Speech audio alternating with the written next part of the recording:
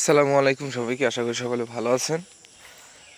টানা দুদিন বৃষ্টির পরে, টানা না মাঝে একটু গ্যাপ গিয়েছিল, যাই হোক বৃষ্টির পরে আমার মালটা গাছের কি অবস্থা সেইটা নিয়ে একটু কথা বলার জন্য আসছি এবং আপনাদের দেখানোর জন্য আসছি।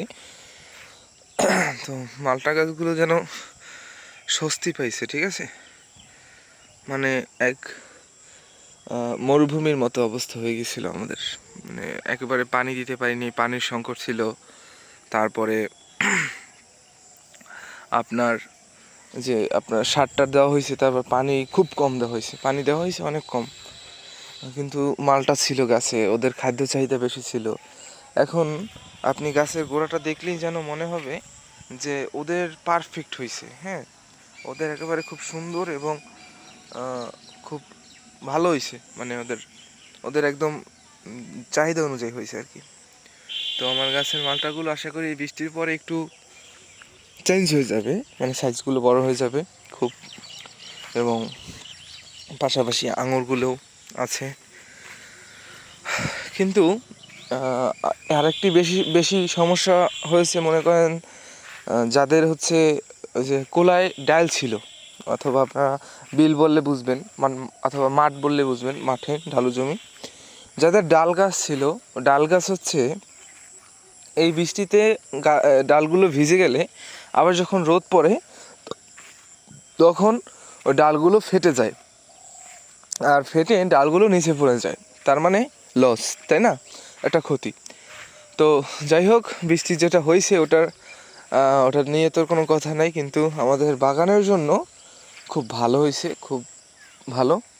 এবং তীব্র তাপ, রোদের যে এত তাপ ছিল, 40 ডিগ্রি প্লাস 45 ডিগ্রির কাছাকাছি রোদের তাপ, মানে রোদের তাপ আর কি হয়েছে, হ্যাঁ। তো রোদের তাপ এখন একটু ঠান্ডা হবে, এখন একটু স্বস্তি আছে। মানে অনেক রোদে অনেক কষ্ট হয়েছে, বৃষ্টি হয় নাই, আবার আমরা এটা সকলেই তো বুঝে যে বৃষ্টি হয় না, যখন হবে তখন আবার একসাথে অনেকক্ষণ, মানে অনেক হবে, হ্যাঁ। এগুলো কি, আচ্ছা এইগুলো হচ্ছে আপনার ওই যে এই বল্লার মতো ভেঙ্গরোল আছে না, হ্যাঁ, কোন জেলায় কী নামে চেনে জানি না, সেই ভেঙ্গরুলে বাসা বানানো শুরু হয়েছিল, বৃষ্টিতে ধ্বংস হয়ে গেছে, ভালো হয়েছে। নয়তোবা আপনার এই কিছু কিছু গাছ হয়েছে এই যেরকম শুকানো শুরু হয়েছিল, সেগুলো একটু ভালো হয়েছে, সেগুলো একটু চেঞ্জ হয়েছে। এবং এখন আমরা এই যে এইগুলো চাষ করতে চাইছিলাম হচ্ছে রকমেলন, তো রকমেলনের কাজ শুরু করা যাইবে খুব তাড়াতাড়ি। এবং আমরা যে তরমুজের প্রজেক্ট, আপনাদের কথা বলছি, এই যে নতুন মাটি, এই মাটিতে হবে তরমুজের প্রজেক্ট, আমরা ওইগুলোতে করবো তরমুজের প্রজেক্ট। তো দর্শক, যাই হোক, আমার মালটা গাছের আপডেট এইটুকুই ছিল। এবং আপনারা অনেকেই জানতে চান যে আমরা কি পরিচর্যা করছি, আমাদের গাছে ফলন, হ্যাঁ, আবার অনেকে এই মালটা সম্পর্কে অনেক ধারণা কম, বা অনেকের ভালো আছে। যাদের ভালো আছে তারা আপনাদের ধারণাগুলো এবং আপনাদের মতামতগুলো একটু কমেন্ট করে জানাবেন, আর যাদের ধারণা কম আছে তারা অবশ্যই কমেন্ট থেকে দেখে নেবেন।